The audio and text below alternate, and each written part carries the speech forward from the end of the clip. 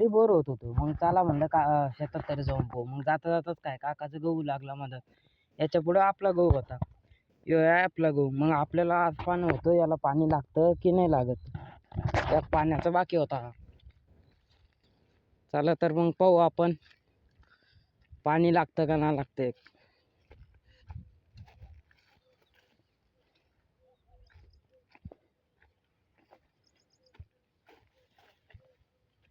तर या गावाला एक पाणी तर लागतंच. तवा गहू चांगला आहे. मग काय थोडं पुढे येऊन आपण पाहिलं तर आपल्या बाजरीत आवत आणणं चालू होता. मग काय आपण पण आवताकडं चालले गेलो. तर चला लवकर.